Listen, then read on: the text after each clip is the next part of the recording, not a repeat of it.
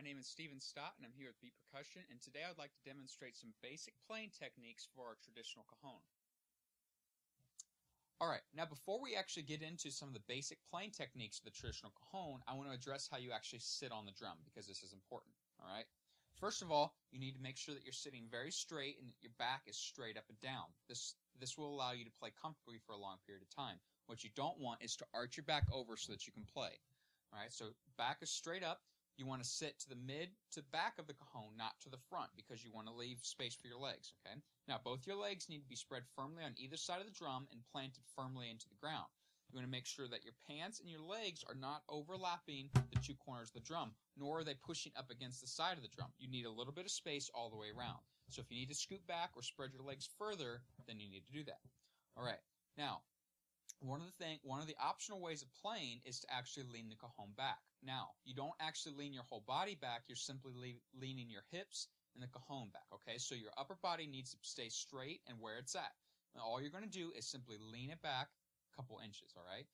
Now, it's very easy to flip over backwards playing this way, so you need to make sure that your upper body is very straight, that you have a good center of balance, and that both legs are planted firmly, all right?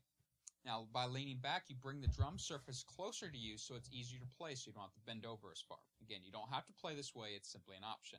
Now, as far as playing technique, there's actually 4 basic sounds that we're going to talk about. The first one is bass. So I want you to stick one of your hands out, circle the palm of your hand. That is the part that's actually going to make the bass sound. You do not want to be using your fingers in this at all, okay? Here's what it'll sound like. Okay, now to make that sound, I want you to place your whole hand flat on the drum, and then I want you to actually raise up your fingers and your thumb off the drum, so the only thing touching is the palm of your hand. Alright, so it looks like this.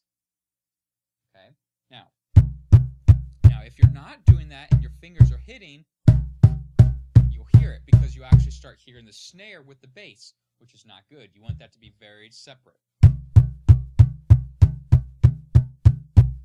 Okay, now the second sound we're going to play is what we call the ride sound.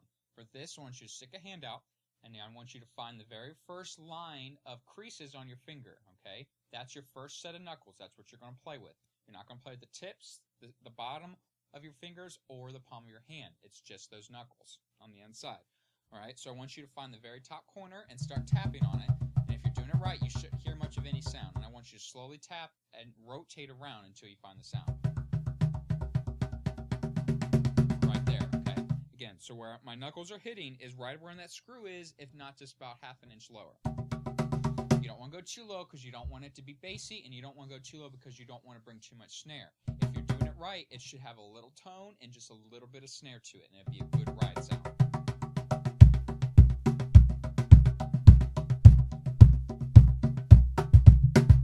Okay, now our third sound is going to be what we call the snare. All right, now this is where a lot of players that I've seen it actually go wrong.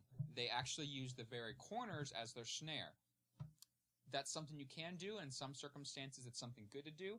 But in general, you want your corners to actually be a very separate sound that you save for special circumstances, not for your snare. In all reality, there's a better sound, better place to play to get that sound, okay? So, same part of your hand, this first row of knuckles. I want you to put it on the corner, and I want you to move in 2 to 4 inches, okay? Right in there is the sweet spot. That's where your snare is on both sides. Again, you should have a crisp, loud response. Again, I'm not hitting the corner. Okay, speaking of the corner, that is our fourth and final sound. This is what we call the snap. The face is left intentionally loose, which allows you to force the face into the frame, creating a clicky, snappy sound.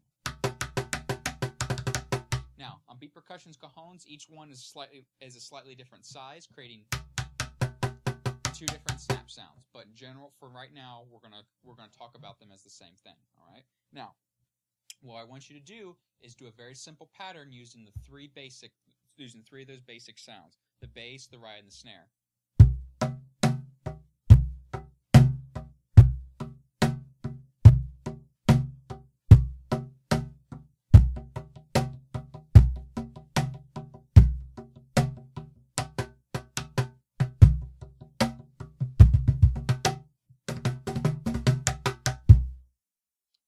those are some basic playing techniques for our traditional cajon. I'm Steven Stopp with Percussion. Thank you.